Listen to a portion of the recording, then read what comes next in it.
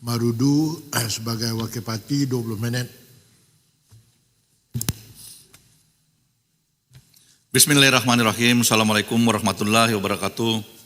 Datu Yang Dipertua, terima kasih atas peluang yang diberikan kepada saya bagi membahas budget 2026 yang telah diumumkan oleh Yang Berhormat Tambun pada Jumat yang lepas di Dewan Yang Mulia ini. Pertama-tamanya saya ingin mengucapkan terima kasih kepada pihak Kerajaan Madani atas usaha kerajaan dalam menyusun budget 2026 demi untuk memacu pertumbuhan ekonomi negara dan meningkatkan kesejahteraan rakyat.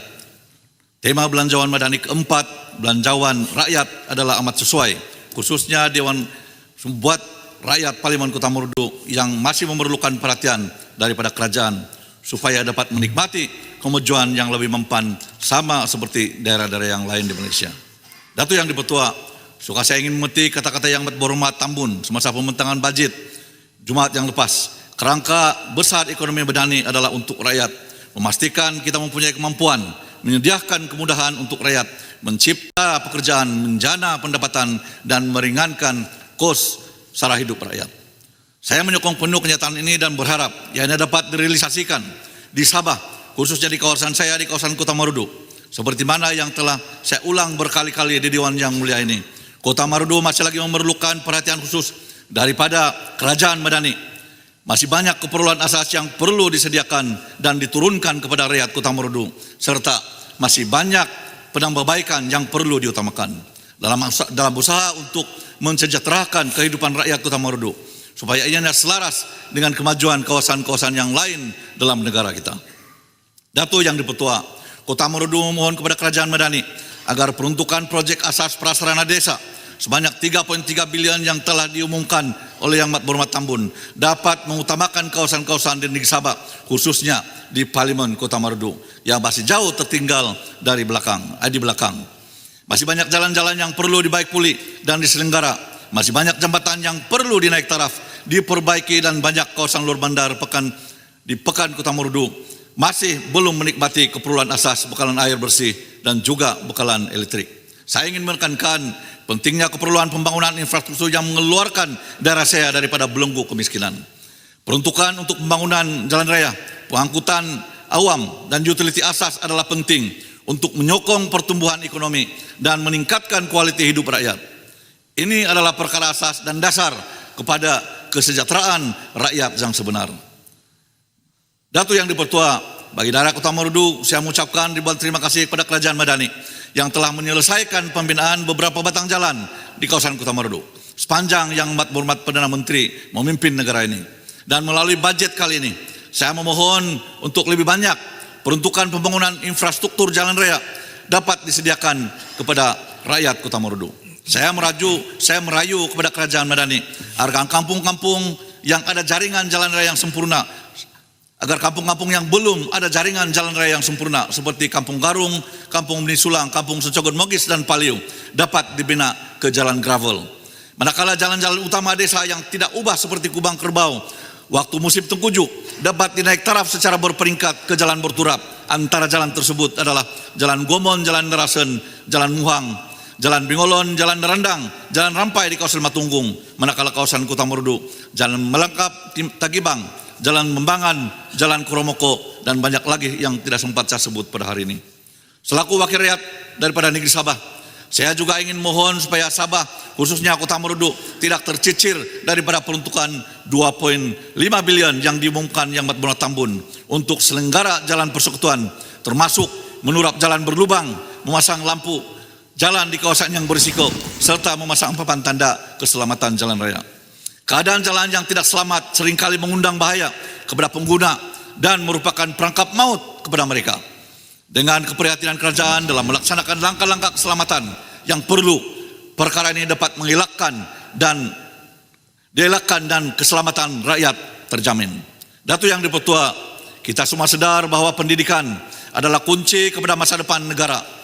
Anak-anak merupakan simpanan tetap modal insan negara yang akan menentukan masa depan negara Malaysia yang lebih maju dan berdaya saing. Oleh itu, saya menyokong penuh pengumuman peruntukan yang lebih besar untuk sektor pendidikan yang oleh Yang Berhormat Tambun, termasuk penambahbaikan infrastruktur sekolah dan juga latihan guru.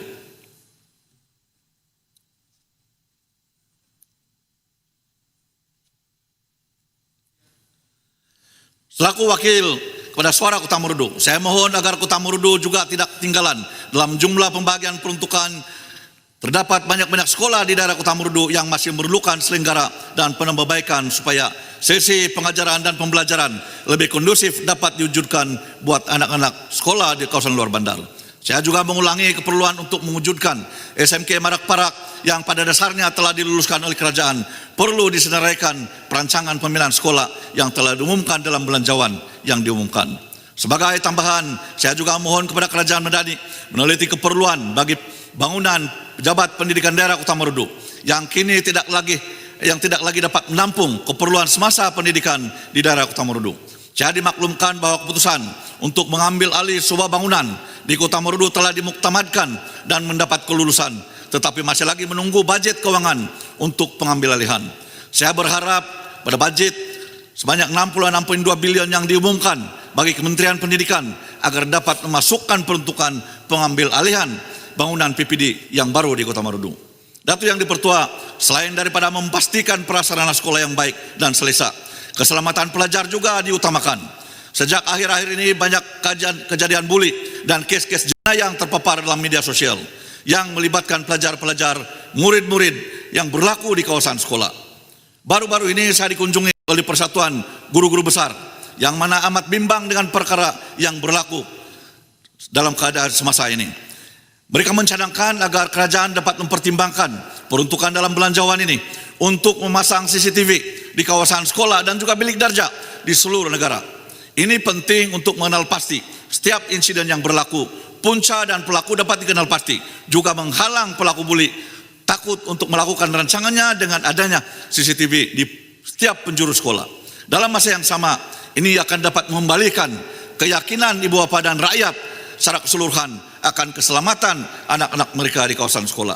Datu Yang Dipertua, selain daripada pendidikan, aspek kesehatan juga harus diberikan perhatian.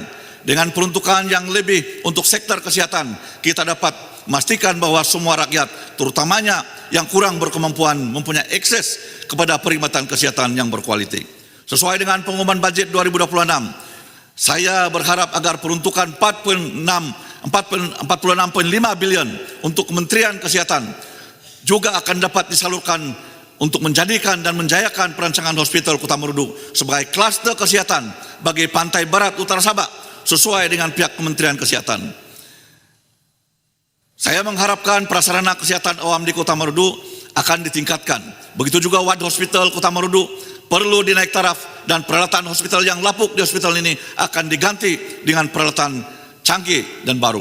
Pada saya, ini adalah langkah penting untuk membina masyarakat yang sehat dan produktif. Saya juga menggesa Kementerian Kesehatan seperti yang telah diumumkan dalam Dewan Yang Mulia ini, bahwa peruntukan untuk pembinaan hospital, bangunan hospital tambahan Kota Marudu yang telah diluluskan agar pembinaan dapat dilaksanakan pada tahun 2026 ini, karena ianya merupakan yang amat mendesak bagi menjamin kesejahteraan rakyat Kota Marudu. Datu Yang Dipertua, bajet 2026 ini dari sudut ekonominya, saya juga ingin menekankan pentingnya sokongan kepada perusahaan kecil dan sederhana PKS yang merupakan tulang belakang ekonomi daerah Kota Marudu. Melalui peruntukan 50 bilion yang diumumkan oleh Yang Amat Berhormat Tambun, diharapkan dapat membantu insentif yang lebih baik dan akses kepada pembiayaan. Ini amat perlu bagi memastikan rakyat dapat bersaing dalam pasaran yang semakin mencabar. Saya memohon kerajaan agar Kota Marudu tidak ketinggalan dalam penyediaan insentif-insentif yang telah ditawarkan dalam PKS ini. Saya juga mohon pihak kerajaan Madani bagi jumlah 25 bilion bentuk pinjaman mikro yang disediakan di bawah BSN dan juga Tukun. Saya mengharapkan semoga ianya tidak terlalu dirumitkan dan dipermudahkan bagi pemohon pemilik PKS, terutamanya yang berada di kawasan luar bandar seperti Kota Marudu, mendapat manfaat. Selain itu, saya juga ingin mohon kerajaan agar peruntukan yang diumumkan oleh Suruhanjaya Koperasi sebanyak 50 juta ringgit sebagai dana pembiayaan menyokong perusahaan badan-badan koperasi seluruh negara juga dapat diperluaskan di Kota Marudu bagi menyokong pertumbuhan ekonomi setempat yang lebih mampan. Berhubung peruntukan 20 juta yang telah diumumkan, yang disediakan untuk menambah tapak, menambah baik tapak dan juga ruang niaga, dilengkapi kemudahan asas pada peniaga kecil tamu desa di Sabah dan juga Sarawak. Saya mengucapkan tahniah kepada Yang Amat Bertambun untuk insentif ini. Saya mengharapkan peruntukan ini dapat dinikmati oleh rakyat bagi tapak tamu mingguan, Pekan Kota Marudu, Tandik dan juga Matunggung di Parlimen saya. Selain itu, antara teras ekonomi Kota Marudu adalah pertanian.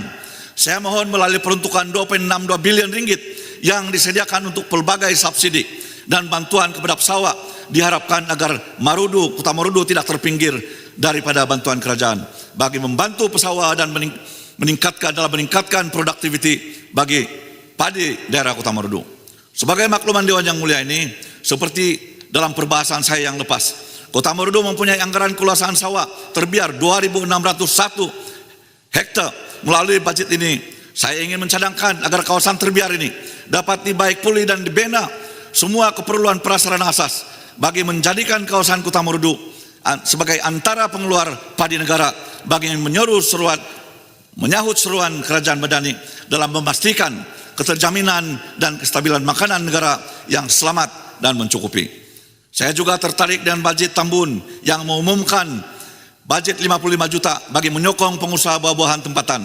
Saya berharap agar peruntukan ini juga dapat disalurkan ke daerah Kota Marudu bagi menyokong pengusaha buah-buahan tempatan.